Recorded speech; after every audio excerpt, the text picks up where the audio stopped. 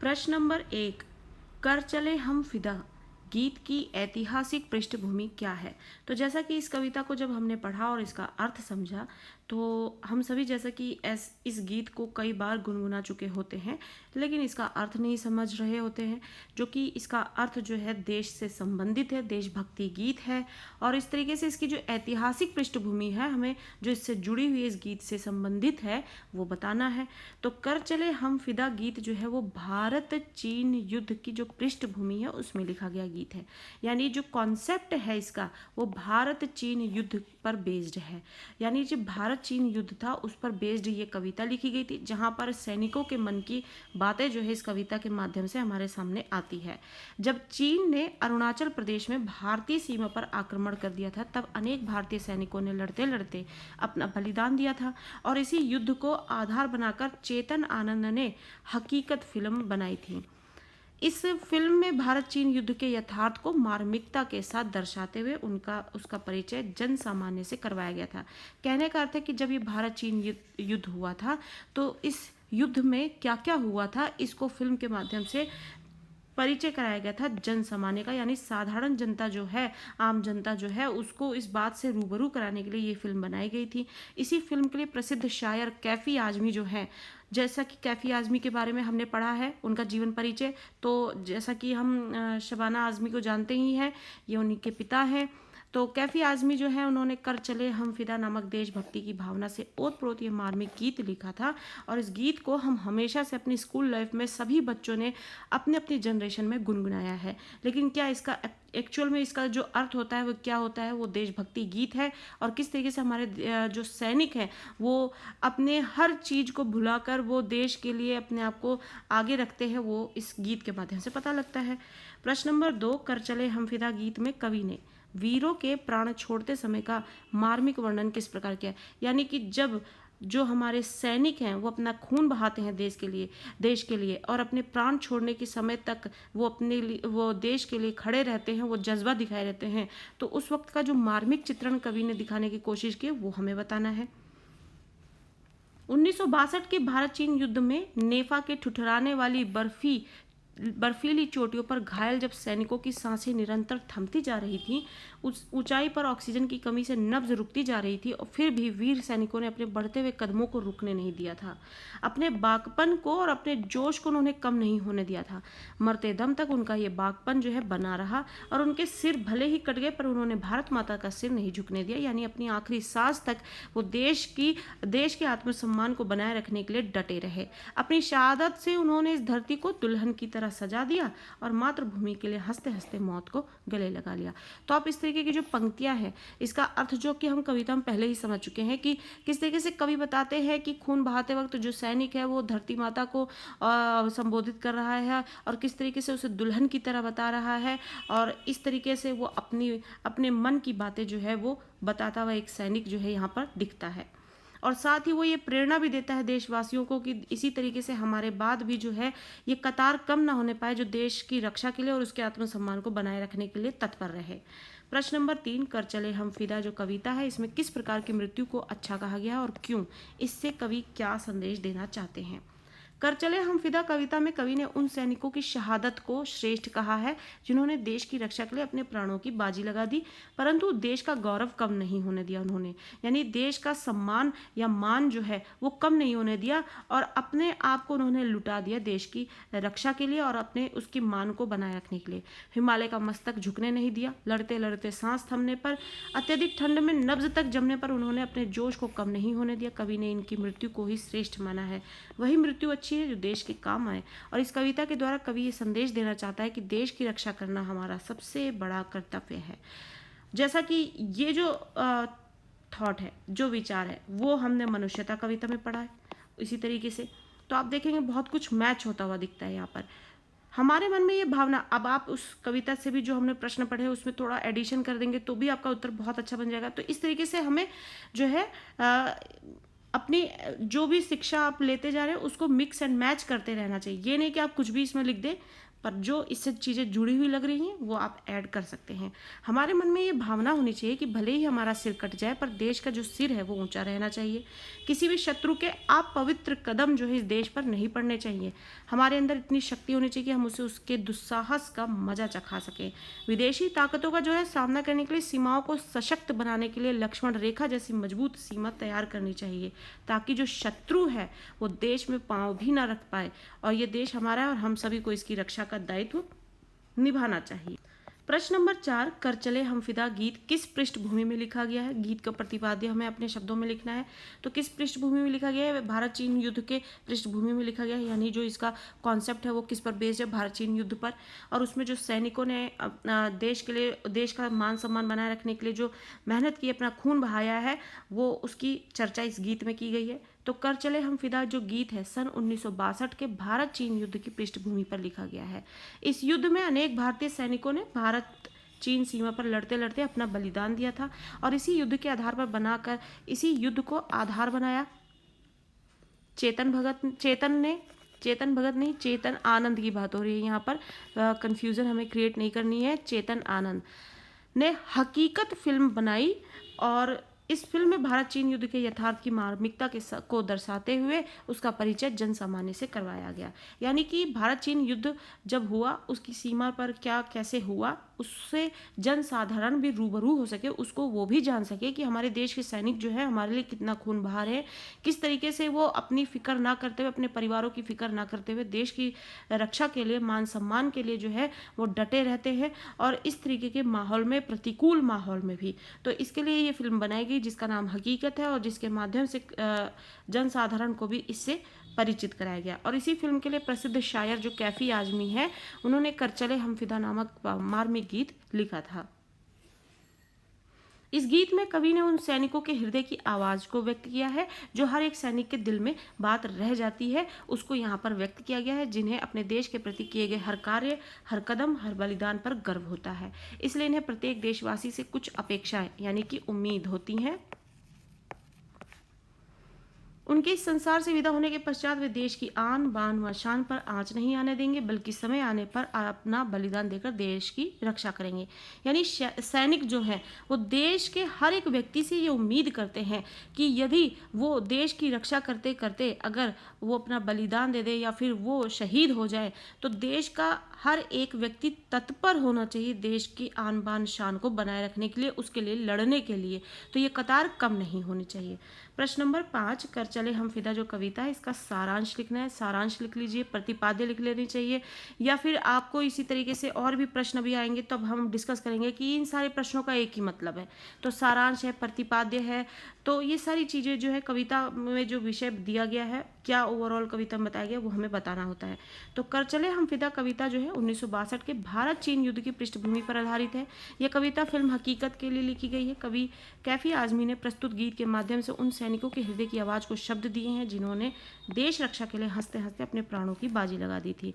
उन सैनिकों ने देश का गौरव कम होने नहीं दिया, हिमालय का मस्तक उसकी आन बान शान कम नहीं होने दी। लड़ते लड़ते सांसें थमने पर, अत्यधिक ठंड से नब्ज तक जमने पर उन्होंने अपने बाकपन यानी कि जवानी के जोश को कम नहीं होने दिया। वे सैनिक अपने साथी सैनिकों और देशवासियों से भी ऐसे ही समर्पण की आशा रखते हैं।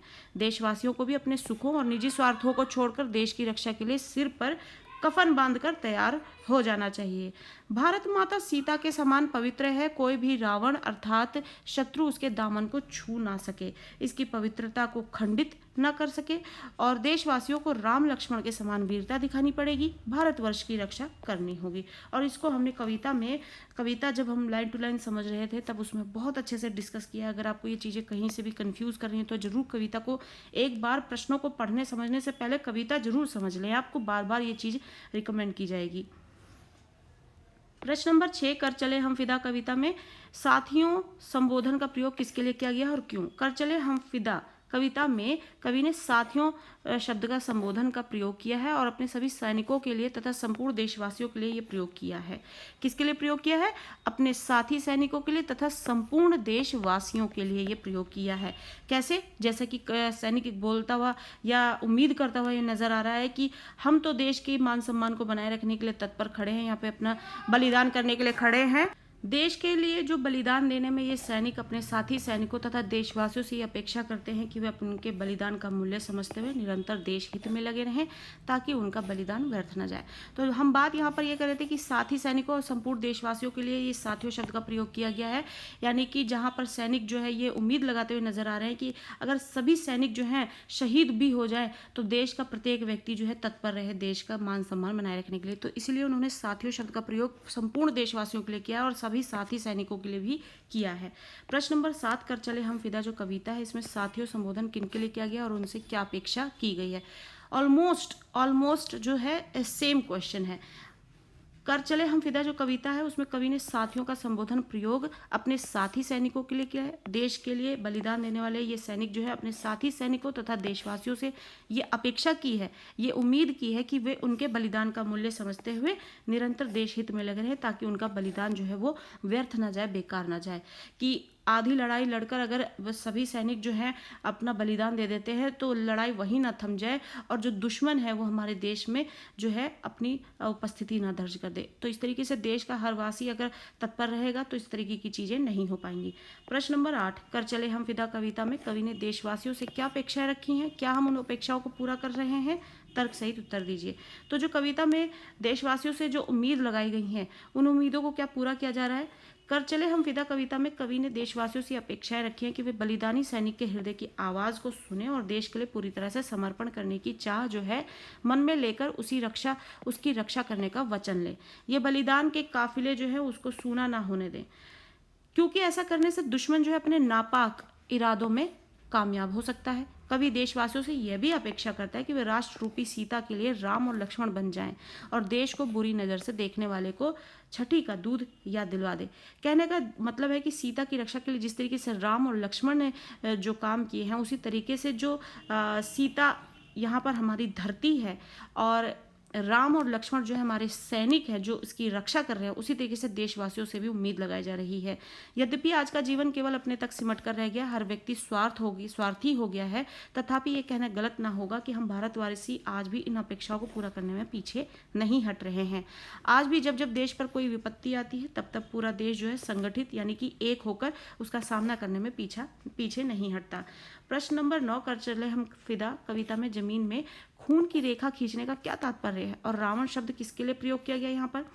कर चले हम फिदा कविता जो है उसमें जमीन पर खून की रेखा खींचने का तात्पर्य है देश के दुश्मनों से देश की रक्षा के लिए पूरी तरह से समर्पित रहने से है। यह रेखा जो है बलिदान की चाह की प्रतीक है। यहाँ रावण शब्द देश के शत्रुओं के लिए प्रयोग किया गया है और सच ये है कि जिस प्रकार लक्ष्मण ने सीता की रक्षा के लिए लक्ष्मण रेखा खींची थी उसी प्रकार देशवासी अपने राष्ट्र रूपी सीता की रक्षा के लिए सदैव तत्पर रहे। प्रश्न नंबर 10, अब तुम्हारे हवाले वतन साथियों कविता में निहित संदेश क्या है?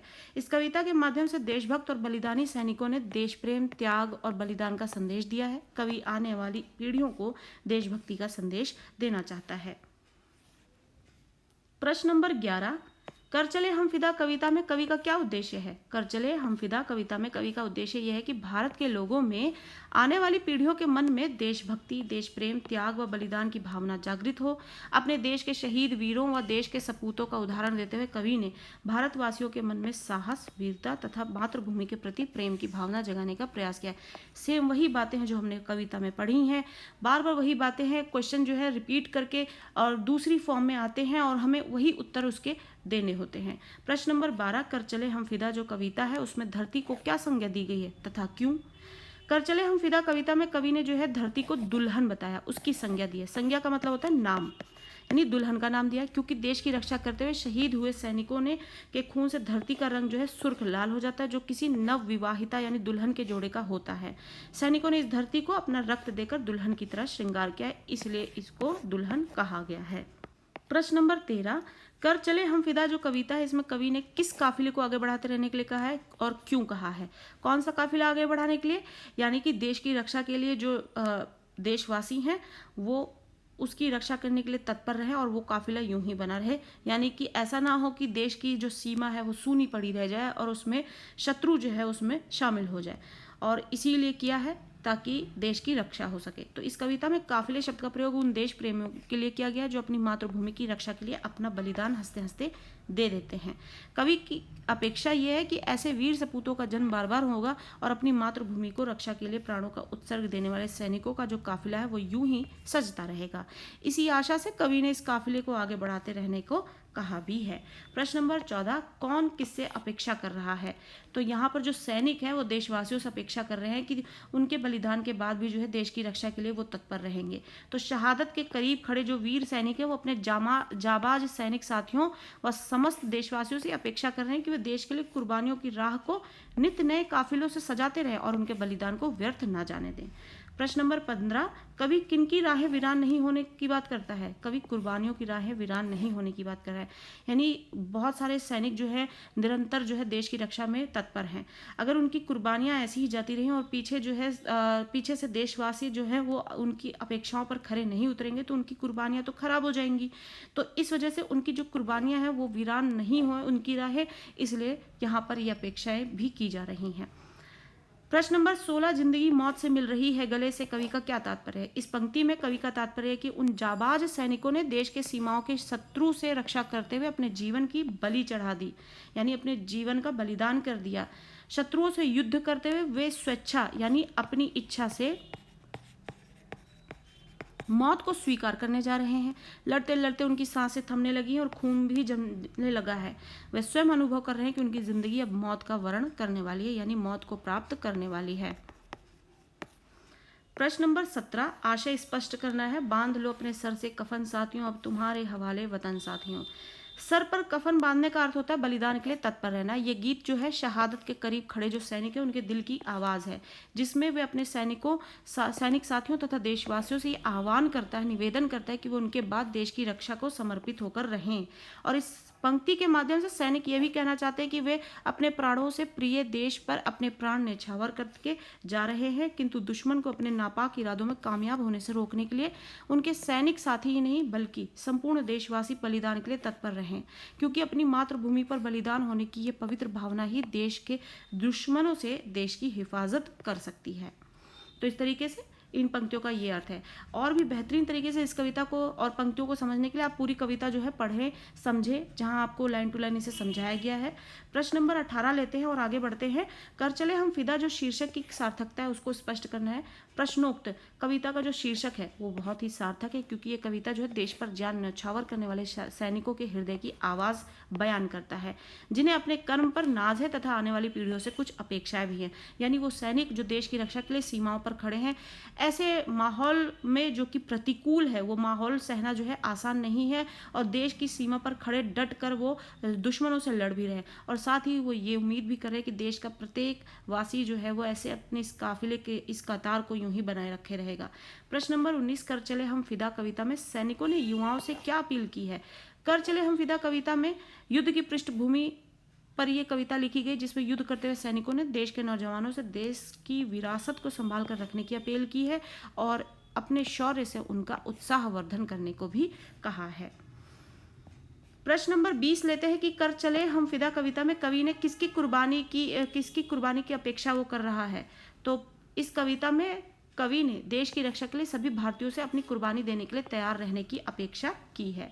प्रश्न नंबर 21, कर चले हम फिदा कविता में कुर्बानियों की राह किसे कहा गया है? कर चले हम फिदा कविता में कुर्बानियों की राह जो है वो देश पर अपना सब कुछ बलिदान करने की परंपरा के लिए प्रयुक्त हुआ है। कवि कहता है कि देश की रक्षा करते हुए सैनिकों द्वारा बनाई गई ये जो कुर्बानियों की राह है कभी वीरान नहीं होनी चाहिए, यानी कि देश का प्रत्येक वासी जो है तत्पर होना चाहिए देश को की रक्षा के लिए, और इस राह पर निरंतर सैनिकों के नए काफिले चलते भी रहने चाहिए। कवि कुर्बानी की राह के द्वारा सैनिकों की जो शहादत है उसके बारे में देशवासियों को बताना चाहता है और उन्हें प्रेरित भी करना चाहता है। यानी सैनिक जो है वो बलिदान देने के लिए तत्पर है, सीमा पर निरंतर अपने प्रयासों से दुश्मनों से लड़ रहा है, लेकिन वो ये अपेक्षा भी कर रहा है कि देश के प्रत्येक वासी जो हैं, युवा जो हैं, उनसे उम्मीद कर रहा है कि वो भी इसी तरीके से इस काफिले को बढ़ाते जाएंगे निरंतर, ताकि देश की रक्षा यूं ही होती रहे और उसका मान सम्मान यूं ही बना रहे। प्रश्न नंबर 22, मानव जीवन में स्वतंत्रता का महत्व प्रतिपादित करें। मानव जीवन में स्वतंत्रता बहुत ही महत्वपूर्ण है। स्वतंत्रता प्रत्येक प्राणी का जो है जन्म सिद्ध अधिकार है। मनुष्य ही नहीं, पशु पक्षी भी जो है गुलामी की बेड़ियां तोड़कर स्वतंत्र रहना चाहते हैं। स्वतंत्रता व्यक्ति के अस्तित्व की पहचान होती है। स्वतंत्र हवा में सांस लेने के लिए हमारे देश के वीरों ने संघर्ष करके अपने प्राण अर्पित कर दिए। हमें भी अपनी स्वतंत्रता बनाए रखने के लिए कुछ भी करने से पीछे नहीं हटना चाहिए। तो स्वतंत्रता जो है हमारे जीवन में बहुत ही महत्वपूर्ण है। प्रश्न नंबर 23 की बात करेंगे कि कर चले हम फिदा गीत में प्राण छोड़ते समय वीरों की सोच का वर्णन कीजिए। यानी जब वो बलिदान देते हैं तब जो वीर सैनिक है हमारे, वो क्या सोच रखते हैं। कविता में वर्णित है कि प्राण छोड़ते समय सैनिकों की जो सांस है वो थमती गई और नसें जमती गई, फिर भी उन्होंने बढ़ते कदम को कभी भी नहीं रोका।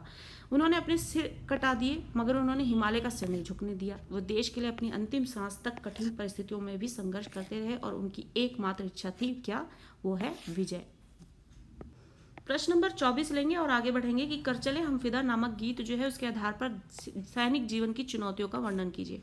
अभी इससे संबंधित हमने पिछले उसमें पढ़ा प्रतिपाद्य, सारांश, एक ही बात है। अब इस कविता में पूरा सैनिक जीवन ही बताया गया कि उन्होंने देश के लिए क्या किया, क्या उम्मीद कर रहे हैं और उसके बाद वो क्या चाहते हैं।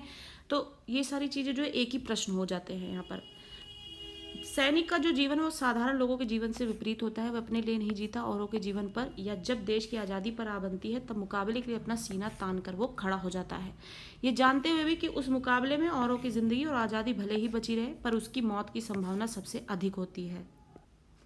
और इस तरीके से आप देखेंगे कि आज के टाइम में लोगों में लोभ और स्वार्थ इतना बढ़ गया है कि अपनी छोटी सी चीज़ के लिए भी जो है लोग एक दूसरे का कत्ल करने को भी तैयार रहते हैं। लेकिन यहाँ पर सैनिकों की बात हो रही है जो अपना परिवार छोड़ते हैं, अपनी ज़िंदगी के बारे में नहीं सोचते। देश का हर एक वासी सलामत रहे और अपने घर में चैन की रोटी खा सके और चैन से अपने परिवार के साथ रह सके, इसके लिए वो अपनी जान गंवाते हैं। इस गीत में सर पर कफन बांधना भारतीय वीर सैनिकों के बलिदान की भावना की ओर संकेत करता है और वे मर मिटने की भावना से विदेशी आक्रमणकारियों का मुकाबला भी करते हैं। वे हाड़ मांस को गला देने वाले बर्फीले प्रदेश में या फिर शरीर को झुलसा देने वाले रेगिस्तान में भी शत्रुओं के सामने सीना तान कर खड़े रहते हैं। सैनिकों का हौसला बढ़ाने के लिए हम उनके साथ कदम से कदम मिलाकर चलना चाहेंगे। हम उनके परिवार के सदस्यों की हर आवश्यकता को पूरा करने के लिए तत्पर रहना चाहेंगे। तो इस तरीके से जो सैनिक जीवन है उनके जीवन में ये चुनौतियाँ शामिल होती हैं। प्रश्न नंबर 25 कर चले हम फिदा जो कविता है उसके आधार पर जो बलिदानी वीर भारतीय युवक है उससे कवि को क्या अपेक्षा है और क्यों। कर चले हम फिदा कविता के माध्यम से कवि देशवासियों से अपेक्षा करता है कि प्रत्येक व्यक्ति को देश की रक्षा तथा उसकी मान मर्यादा के लिए जी जान से जुट जाना चाहिए। प्रत्येक व्यक्ति को तन मन धन के साथ देश के विकास के पथ पर आगे ले जाना चाहिए और उसका भरसक प्रयास भी करते रहना चाहिए। देश की रक्षा के लिए प्राणों की बाजी लगाने से भी पीछे नहीं हटना चाहिए, क्योंकि देश से ही हम हैं। अपनी मातृभूमि की रक्षा करना प्रत्येक देशवासी का कर्तव्य है और अपने कर्तव्यों की पूर्ति प्राणों का बलिदान देकर भी हमें करनी चाहिए। प्रश्न नंबर 26 कर चले हम फिदा जो गीत है इसके आधार पर सैन्य जीवन का वर्णन हमें करना है, या सैन्य जीवन में जो चुनौतियां, अभी जो पिछला प्रश्न हमने पढ़ा है पिछले से पिछले, तो उसमें भी हमें यही प्रश्न पूछा गया है। सैनिक का जीवन जो है साधारण लोगों के जीवन से विपरीत होता है। वह अपने लिए नहीं जीता, औरों के जीवन पर, या जब उनकी आज़ादी पर आ बनती है तब मुकाबले के लिए अपना सीना तान कर वो खड़ा हो जाता है, और ये जानते हुए भी कि उस मुकाबले में वो औरों की ज़िंदगी और आज़ादी भले ही बचा ले पर उसकी अपनी मौत की संभावना जो है बहुत ज़्यादा बढ़ जाती है। फिर भी जो है एक सैनिक जो है अपने देश के लिए सीमाओं पर खड़ा रहता है, तत्पर रहता है और दुश्मनों से रूबरू होता है। प्रश्न नंबर 27 सीमा पर भारतीय सैनिकों के द्वारा सहर्ष स्वीकारी जा रही कठिन परिस्थितियों का उल्लेख कीजिए। यानी सीमा पर जो भारतीय सैनिक खड़े हैं जो बहुत ही आसानी से और सहर्ष यानी खुशी के साथ हर चीज़ को स्वीकार कर लेते हैं, हर परिस्थिति को, हर कठिन परिस्थिति को, तो उसके बारे में हमें बताना है। जो देश की सीमा है उस पर भारतीय सैनिक जो है अनेक प्रकार की कठिन परिस्थितियों का सामना करते रहते हैं। वे अपने लिए नहीं बल्कि हम सब के लिए जीते हैं और औरों के जीवन पर या जब उनकी आज़ादी पर आ बनती है तब मुकाबले के लिए वह अपना सीना तान कर खड़े हो जाते हैं। सीना तान के खड़े होने का मतलब क्या होता है? डट कर खड़े हो जाना, बिना डरे और सामना करने के लिए एकदम आप जोश में खड़े हों, ये जानते हुए भी कि उस मुकाबले में औरों की ही ज़िंदगी बचेगी और लोग ही जो है आज़ादी से जीवन जिएंगे और जीवन के मज़े लेंगे।